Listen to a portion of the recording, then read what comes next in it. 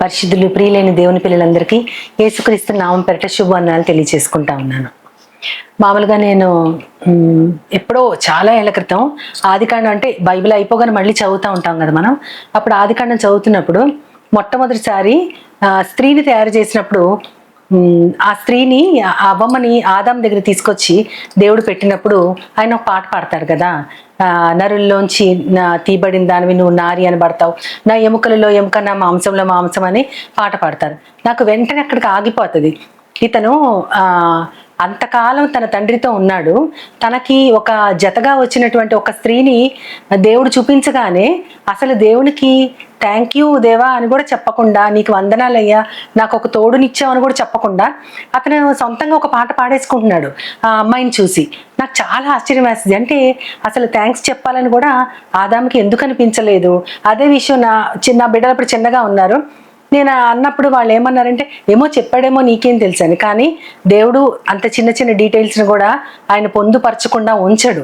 ఖచ్చితంగా అది అక్కడ ఉండేదేమో. దేవా నీకు వందనాలు అనే విషయాన్ని దైవ గ్రంథం అంతా చాలా చోట్ల ఉంటుంది. కృతజ్ఞతలు, వందనాలు, నీకే స్తుతులు అనేటటువంటి విషయం చాలా చోట్ల ఉంటుంది. అక్కడ ఎందుకు పొందుపరచలేదంటే ఆయన ఆ మాట అనలేదు కాబట్టి. అప్పుడెప్పుడు నాకు అనిపిస్తుంది ఎంతో గొప్ప బహుమతిని ఆయన పొంది కూడా కృతజ్ఞతని ఎందుకు వెలుబుచ్చలేదు అని. సరే, అది అట్లా ఉంచితే కృతజ్ఞత గురించి దైవ గ్రంథంలో ఎన్ని చోట్ల వ్రాయబడి ఉంది. అది లెక్క పెడతా ఉంటే అసలు ఇంకా నా లెక్కకు అందలేదన్నమాట. కృతజ్ఞత అన్నా కూడా, స్థుతులన్నా కూడా, వందనాలన్నా కూడా చాలా చోట్ల ఉంది.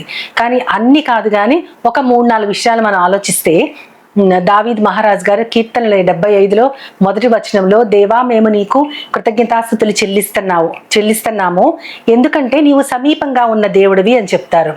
కాబట్టి నరులు నీ ఆశ్చర్య కార్యాలను కూడా వివరిస్తారు.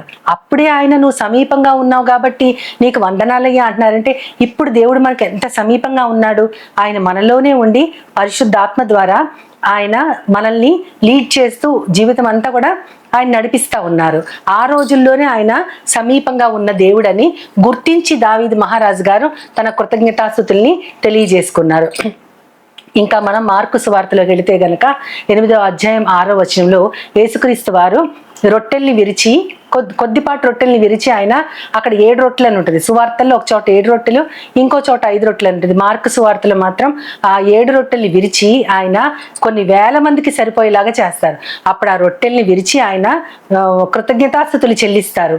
దేవా నువ్వు ఇది చేస్తావని, నీ కుమారుడి మనవు నువ్వు వింటావని నీకు వందనాలు చెల్లిస్తున్నాను, నాకు తెలుసు అని ఆయన కృతజ్ఞతాస్తుతులు చెల్లిస్తున్నారు. ఆయన స్వయంగా దైవ కుమారుడు అయినా సరే తండ్రిగా తనని ఈ లోకానికి పంపిన తన పైన ఉన్న తండ్రికి, దేవదేవుడికి ఆయన కృతజ్ఞతాస్తుతులు చెల్లించి అవి శిష్యులకి ఇస్తే వారు విరిచి అనేక మంది జనాలకి వడ్డించారని ఉంటుంది. అది ఎంత గొప్ప విషయమో. అదే లూకాసు వార్తలో మనము 16వ అధ్యాయం చూసుకుంటే గనక అక్కడ 10 మంది కుష్ఠరోగుల్ని యేసుక్రీస్తు వారు బాగు చేసినట్లు ఉంటుంది. అయితే 10 మంది కూడా వాళ్ళు మీరు వెళ్తా ఉండండి అని చెప్తారు దేవుడు.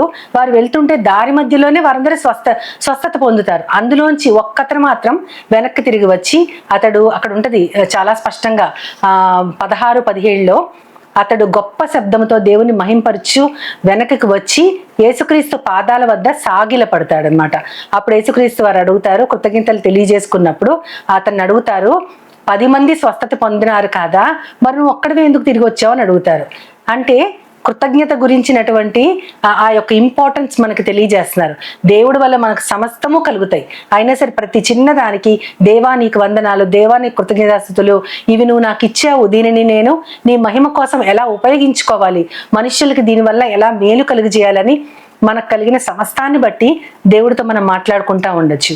లూకాసు వార్త 6వ అధ్యాయం 35వ వచనంలో యేసుక్రీస్తు వారు స్వయంగా చెప్తారు ఏమనంటే, మీరు ఎట్టి వాని గురించి అయినా కూడా నిరాశ చేసుకోనకండి. అంటే వీళ్ళు ఇలా ఉన్నారు, వాళ్ళు అలా ఉన్నారు, నేను ఎంత చేసినా సరే వారు అసలు కనీసం దానిని గుర్తించట్లేదు, అసలు రికగ్నిషనే లేదని మీరు నిరాశ చేసుకోవద్దంటారు. నిరాశ చేసుకోకుండా మీ శత్రువులను ప్రేమించుడి, వారికి మేలు చేయడి, వారికి అప్పు ఇయ్యుడు అని ఉంటుంది. నాకు ఎంత ఆశ్చర్యం వేస్తుందో, వారిని ప్రేమించటం, మేలు చేయడం, అప్పు ఇవ్వడం, ఇదన్నీ కూడా స్వయంగా ఆయన మాటలలో చెప్పారు. వీటన్నిటిని పాటించమని చెప్పారు. అప్పుడే మీ ఫలము పరలోకములో అధికమవుద్దని చెప్పారు. అప్పుడే మీరు సర్వోన్నతునికి కుమారులై ఉంటారని చెప్పారు. అంటే ఈ 3 మనం చేస్తే గనక ఖచ్చితంగా దేవునికి మనం ఎంత ఇష్టలమై ఉంటాం. అంత మాత్రమే కాకుండా అప్పుడు దేవుడి గురించి చెప్తాడు. ఆయన అంటే దేవుడు తన పట్ల కృతజ్ఞత లేని వారి ఎడల కూడా ఆయన ఉపకారి అయి ఉన్నాడు. దుష్టులైన వారి పట్ల, కృతజ్ఞత లేని వారి పట్ల కూడా ఆయన ఉపకారిగా ఉన్నాడు. మన దేవుడే కృతజ్ఞత లేని వారి పట్ల ఉపకారిగా ఉంటే ఇంకా మనం ఎలా ఉండాలి అంటే శత్రువుల్ని ప్రేమించాలి, అప్పు ఇవ్వాలి, మేలు చేయాలి. ఇవన్నీ కూడా మనం పాటించగలమా అంటే సందేహమే. ఎందుకంటే మనకైతే మనుషులు థ్యాంక్స్ చెప్పపోతేనే మనకు ఒక్కోసారి కోపం వచ్చేస్తుంది. ఇదేంటి ఇంత చేశాడు, ఇంత చేశాను, ఇంత పొందాడు, అసలు ఏమీ మాట కూడా చెప్పకుండా వెళ్ళిపోతున్నాడని. శత్రువులను ప్రేమించడం అంటే ఇక మన వల్ల అవుతుందా అంటే అప్పుడు మనం మన దేవుణ్ణి గుర్తు చేసుకుని ఆయన గుణాల్ని మనం పెంపొందించుకునేలాగా మనం ప్రయత్నించాలి. అంత మాత్రమే కాకుండా ఆయన రోమీలకు రాసిన పత్రికలో స్వయంగా అక్కడ మొదటి అధ్యాయం అంతా కూడా చాలా విచారంగా అనిపిస్తుంది చదువుతున్నప్పుడు.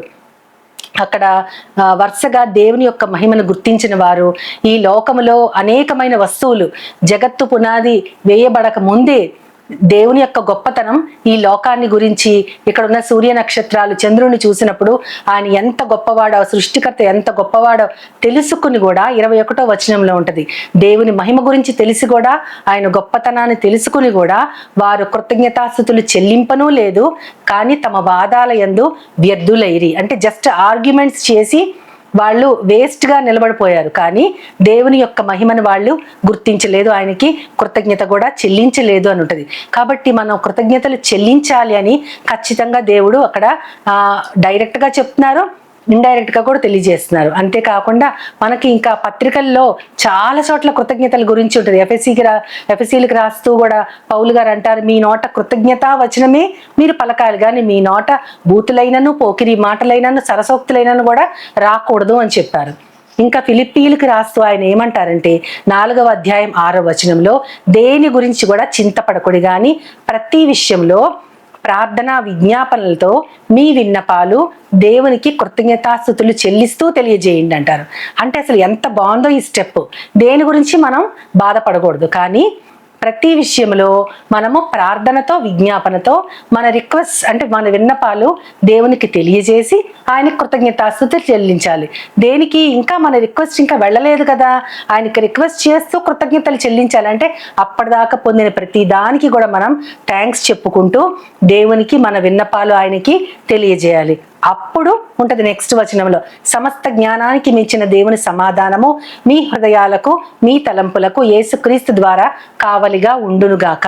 మనకి తెలియదు ఇది ఎలా జరుగుతుందో, మన జ్ఞానానికి అందదు, ఏ విధంగా మనకు సహాయం వస్తుందో, ఏ విధంగా మన యొక్క చింత తీర్చబడదో మనకు తెలియదు, కానీ అన్ని జ్ఞానాలకు మించినటువంటి దేవుని యొక్క సమాధానం మన హృదయాలకి యేసుక్రీస్తు ద్వారా మన హృదయాలకి కావలిగా ఉంటుంది. కాబట్టి కృతజ్ఞత కలిగిన వారమై మనకున్న సమస్తము కూడా దేవుడే ఆయన మహిమ కోసం మనకిచ్చారని మనం గుర్తిస్తూ కేవలము మనకు కలిగిన వాటి యందు ఆనందించకుండా దేవునికి వందనాలు తెలియజేస్తూ ప్రతి మనిషికి మేలు కలుగజేయాలని చిన్న ప్రార్థన చేసుకుందాం. ప్రేమ నమ్మకం గల ప్రియ పరలోకపు తండ్రి, నాయన కృతజ్ఞత అనేది ఎంత ముఖ్యమో మీరు మాకు తెలియజేశారు. మళ్ళీ ఒకసారి ప్రవ్వా నాయన, ఈ విధంగా ప్రతిరోజు మేము వాక్యము ద్వారా మాకు తెలిసిన విషయాల్ని మళ్ళీ మళ్ళీ మననం చేసుకుంటూ మీ పట్ల కృతజ్ఞత కలిగి సాటి మనుషులకి మేము మేలు కలుగు చేస్తూ ప్రతి విషయంలో మేము చింతన మానుకొని ప్రార్థనా విజ్ఞాపనలతో మా విన్నపాలు కృతజ్ఞతాస్తుతులతో తెలియజేయగలుగులాగున మా హృదయానికి అందనటువంటి ఆ జ్ఞానము మాకు తెలియదు ప్రవ్వా, కానీ మీ సహాయం ఎలా అయినా సరే మా హృదయాలకి గోచరిస్తుంది, మాకు అర్థమవుతుందని మీ కుమారుడు ద్వారా తెలిపినందుకు నీకు వందనాలు తెలియజేస్తూ నీ ప్రియ కుమారుడు నా ప్రియ ప్రభు అని యేసుక్రీస్తు ద్వారా కోరి ప్రార్థిస్తున్నాను పరమ తండ్రి. ఆమేన్, ఆమేన్, ఆమేన్.